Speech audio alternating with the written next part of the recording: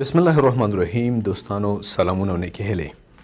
په نن درس کې موږ تاسې اوپن او سیف آپشن باندې غږیږو. اوپن آپشن څه کوي؟ کله چې موږ تاسې یو فایل په مایکروسافت ورډ کې جوړ کو او خپل کمپیوټر کې ثبت کو، هغه ثبت شوی فایل موږ د اوپن د کمانډ په واسطه باندې خلاصولی شو. او د سیف کمانډ په واسطه څه کوو؟ موږ تاسې یو فایل ثبت کوو. راځو مایکروسافت ورډ ته. دا زموږ ستاسې یو فایل دی. زه فایل مینو ته راځم او دلته اوپن ته ګوره. کله چې زه په اوپن باندې کلیک کوم، ټوډی ما ته هغه فایلونه راځي کوم چې ما اوس څنګه کړي وي، خلاص کړي مې وي. ټوډی کې هغه فایل دی. نن ما د لیسن 1 په نوم یو فایل جوړ کړم مخکې په تیر درس کې. که زه په دې باندې کلیک وکړم هماغه فایل ما ته خلاص شو. د اوپن شارټ کټ چې دی کنټرول او ده. وګورئ دلته نور فایلونه دي، مختلف فایلونه پراته دي. دا فایلونه هم زه خلاصولی شم، هر فایل چې زما طبیعت وي. خو که چیرې داسې فایل وي چې هغه دې ساحه کې نه وي موجود، زه به کوم ځای ته راځم؟ براوز ته به راځم. د براوز په واسطه باندې موږ خپل فایل لټولی شو. مثلا زما یو فایل دی په کوم ډرایو کې دی. که په ډیسکټاپ کې وي خو دلته به یې لټوم، دا یو دانه زه خلاصولی شم. او که چیرې نه وي، مثلا یو ډرایو کې وي، زه اور ډیټا ډرایو ته راځم. دلته ګورم زما یو فایل،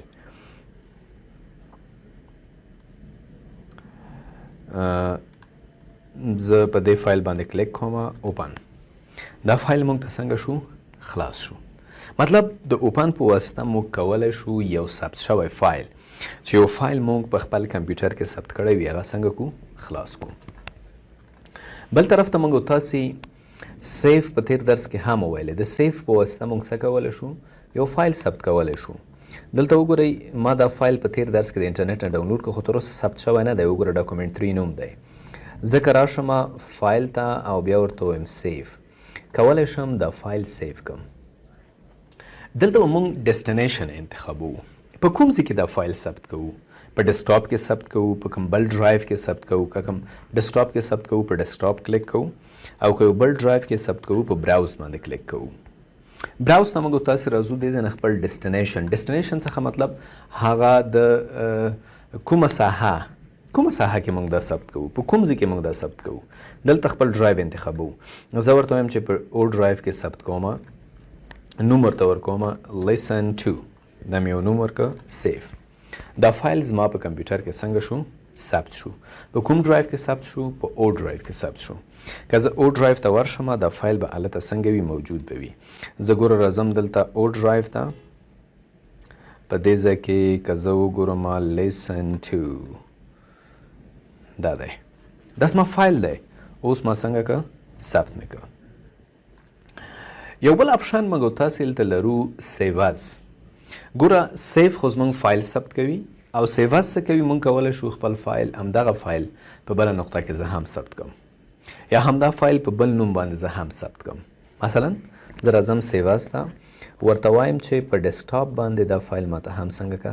ثبت که لیسن 2 سیف. ښه دلته اوس په ډیسکټاپ باندې زما لیسن 2 یو بل فایل پروت دی. دا وګوره لیسن 2.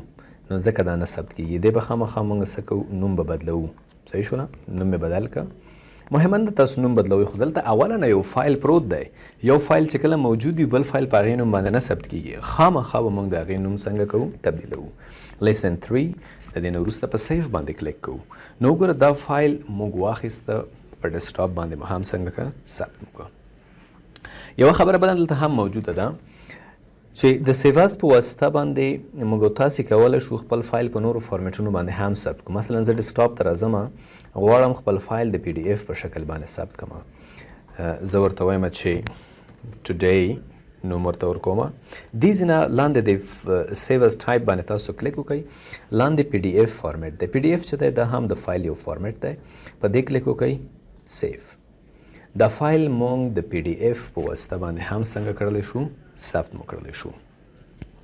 نو موږ تاسو په نن درس کې څه وویلې؟ اوپن په واسطه موږ څه کولی شو؟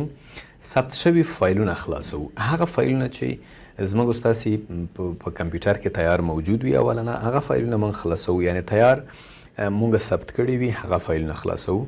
او د سیف په واسطه موږ یو فایل ثبت کوو. د سیواز په واسطه موږ کولی شو خپل فایلونه په مختلفو موقعیتونو کې په مختلفو نومونو باندې ثبت کوو.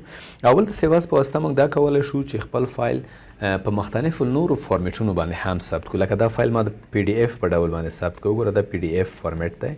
ما وکولی شو خپل فایل د پی ډي اف په ډول باندې څنګه کړم ثبت کړم.